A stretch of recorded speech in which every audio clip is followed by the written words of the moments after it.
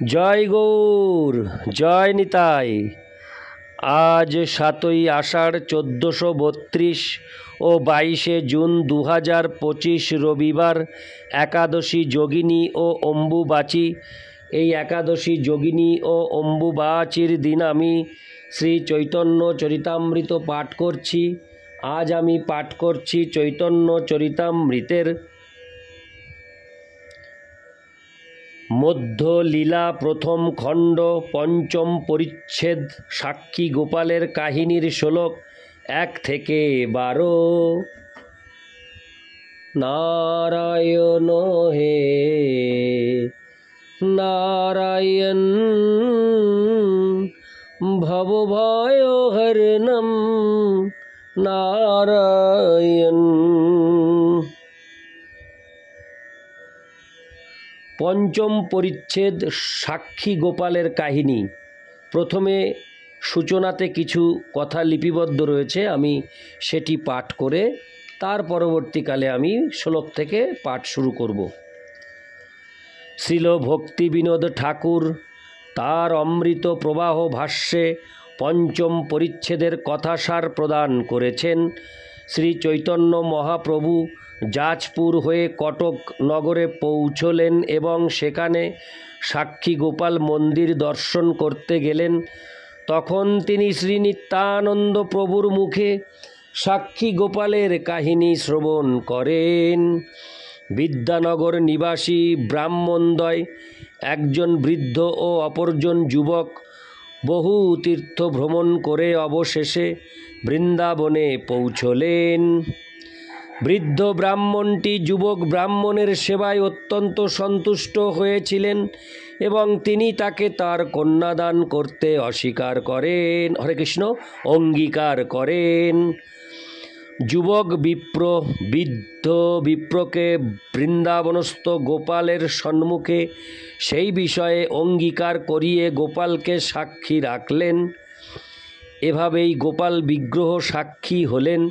সেই ব্রাহ্মণ দুইজন যখন বিদ্যানগরে ফিরে এলেন তখন যুবা ব্রাহ্মণটি বিবাহের প্রস্তাব করলেন, কিন্তু বৃদ্ধ ব্রাহ্মণটি তার স্ত্রী, পুত্র ও বন্ধু বান্ধবদের অনুরোধে বললেন যে তার সেই প্রতিজ্ঞার কথা স্মরণ নেই। তখন যুবা বিপ্র বৃন্দাবনে ফিরে যান এবং গোপালকে সমস্ত ঘটনা নিবেদন করেন। তখন সেই যুবা বিপ্রের ভক্তিতে বাধ্য হয়ে গোপালজি তার সঙ্গে দক্ষিণ ভারতে যাত্রা করেন। গোপাল যুবা বিপ্রের পেছন পেছন নূপুরের ধ্বনি করে বিদ্যানগরের নিকট পর্যন্ত এসে সেখানে স্থিত হলেন। যুবা বিপ্র বিদ্যানগরের সমস্ত সম্মানিত ভদ্রলোকদের এবং বৃদ্ধ বিপ্র ও তার পুত্রকে সেখানে উপস্থিত করিয়ে গোপালের সাক্ষ্য দেওয়ালে তারা চমৎকৃত হয়ে বৃদ্ধ বিপ্রের কন্যার সঙ্গে যুবা বিপ্রের বিবাহ কার্য নির্বাহ করান। সেখানকার রাজা গোপালের প্রতি ভক্তিপরায়ণ হয়ে মন্দির আদি নির্মাণ করেছিলেন। বহুদিন পর উৎকলের রাজা পুরুষোত্তম দেবকে বিদ্যানগরের রাজা জগন্নাথের ঝাড়ুদার বলে তাচ্ছিল্য করে তার কন্যাটিকে বিবাহ দিতে অস্বীকার করেন। তখন পুরুষোত্তম দেব জগন্নাথ দেবের সহায়তায় সেই রাজার সঙ্গে যুদ্ধ করেন এবং তাকে পরাজিত করে তার কন্যা ও রাজ্য গ্রহণ করেন। সেই সময় থেকে বৈষ্ণবরাজ পুরুষোত্তম দেবের ভক্তির বন্ধনে আবদ্ধ হয়ে গোপাল কটক নগরে আনীত হন। এই কাহিনী শ্রবণ করে শ্রী চৈতন্য মহাপ্রভু মহাপ্রেমে গোপাল দর্শন করলেন। কটক থেকে তিনি ভুবনেশ্বরে শিব দর্শন করতে যান। তারপর কমলপুরে ভার্গী নদীর তীরে কপোতেশ্বর শিব দর্শন করতে যাওয়ার সময় নিত্যানন্দ প্রভুর হাতে মহাপ্রভু তার সন্ন্যাস দণ্ডটি রেখে যান। নিত্যানন্দ প্রভু 18 নালা নামক স্থানে সেই দণ্ডটিকে 3 খণ্ড করে ভেঙে ভার্গী নদীতে ভাসিয়ে দেন। দণ্ড না পেয়ে ক্রুদ্ধ হয়ে শ্রী চৈতন্য মহাপ্রভু, নিত্যানন্দ প্রভু এবং অন্যান্য সঙ্গীদের ফেলে রেখে একলা জগন্নাথ দেবকে দর্শন করার জন্য যাত্রা করেন। শ্লোক ১। পদ্ভং চলনো য প্রতিমা স্বরূপ ব্রহ্মণ্য দেব হি শতাহ গম্যম দেশং যজৌ বিপ্রকৃতে হদ্ভূতেহং তং সাক্ষী গোপালমহং নতহস্মি। অনুবাদ: যে ব্রহ্মণ্য দেব প্রতিমা স্বরূপ হয়েও ব্রাহ্মণের উপকারের জন্য 100 দিন চললে যে দেশ পাওয়া যায়, সেখানে অর্থাৎ মথুরা মণ্ডল থেকে বিদ্যানগর পর্যন্ত পায়ে হেঁটে গিয়েছিলেন, সেই অদ্ভুত লীলাবিলাস পরায়ণ সাক্ষী গোপালকে আমি আমার সশ্রদ্ধ প্রণতি নিবেদন করি। ইতি শ্লোক ১। শ্লোক ২। জয় জয় শ্রী চৈতন্য জয় নিত্যানন্দ জয়াদ্বৈত চন্দ্র জয় গৌর ভক্তবৃন্দ। শ্রী চৈতন্য মহাপ্রভুর জয়, শ্রী নিত্যানন্দ প্রভুর জয়, শ্রী অদ্বৈত চন্দ্রের জয় এবং শ্রী চৈতন্য মহাপ্রভুর সমস্ত ভক্তবৃন্দের জয়। ইতি শ্লোক ২। শ্লোক ৩। চলিতে চলিতে আইলা যাজপুর গ্রাম বরাহ ঠাকুর দেখি করিলা প্রণাম।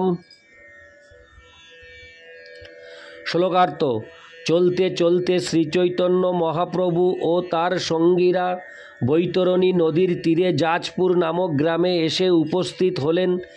সেখানে তারা বরাহদেবের মন্দির দর্শন করলেন এবং তাকে সশ্রদ্ধ প্রণতি নিবেদন করলেন। ইতি শ্লোক ৩। শ্লোক ৪। নৃত্যগীত কইল প্রেমে বহুত স্তবন যাজপুরে সে রাত্রি করিলা যাপন।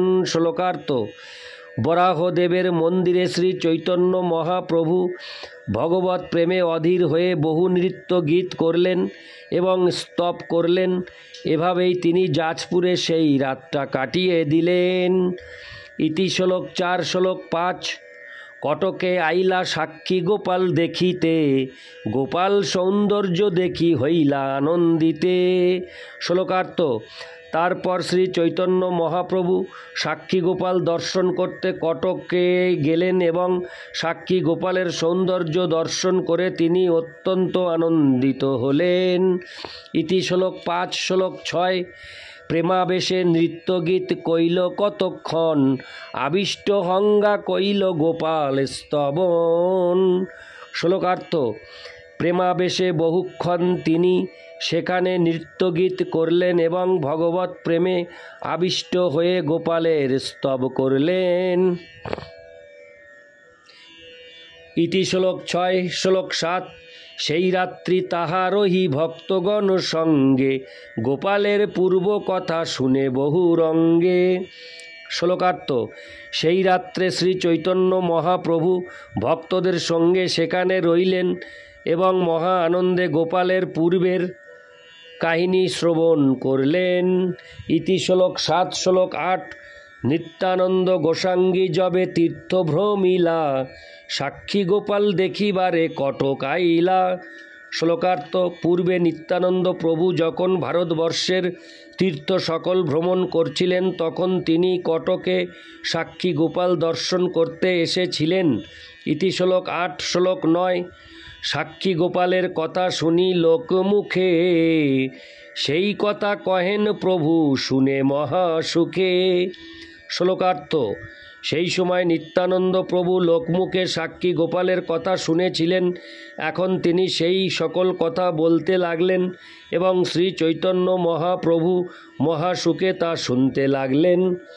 তাৎপর্য: সাক্ষী গোপাল মন্দির Khurda road railway junction station এবং জগন্নাথপুরী স্টেশনের মাঝখানে অবস্থিত। নিত্যানন্দ প্রভু যখন তীর্থ ভ্রমণ করছিলেন তখন সাক্ষী গোপাল বিগ্রহ কটকে ছিলেন, কিন্তু এখন আর তিনি সেখানে নেই। কটক শহর উড়িষ্যার মহানদীর তীরে অবস্থিত। সাক্ষী গোপালকে যখন দক্ষিণ ভারতের বিদ্যানগর থেকে উড়িষ্যায় নিয়ে আসা হয় তখন তিনি কিছুদিন কটকে ছিলেন। তারপর তিনি কিছুদিন জগন্নাথপুরীর মন্দিরে ছিলেন।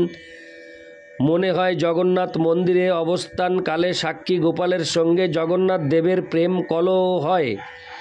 সেই প্রেম কলহ মীমাংসা করার জন্য উড়িষ্যার অধিপতি জগন্নাথ পুরী থেকে 6 মাইল দূরে সত্যবাদী নামে একটি গ্রাম স্থাপন করে সেখানে গোপালকে রাখেন। তারপর একটি নতুন মন্দির তৈরি হয়।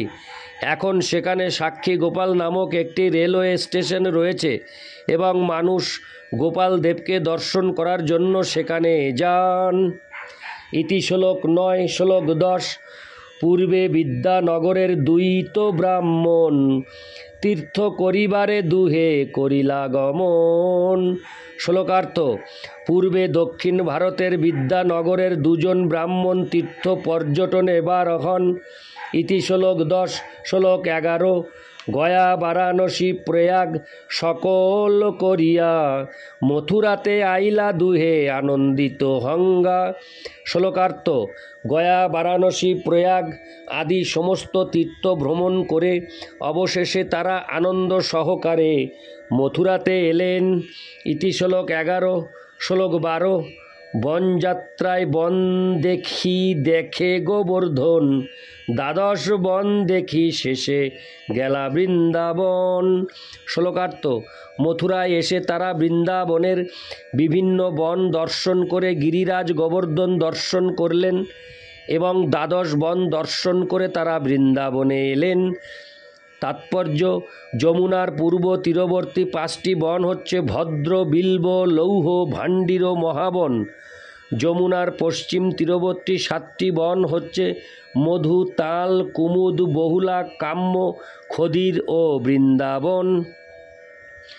এই সমস্ত বন ভ্রমণ করে সেই তীর্থযাত্রীরা পঞ্চকোশী বৃন্দাবন নামক একটি স্থানে গিয়েছিলেন।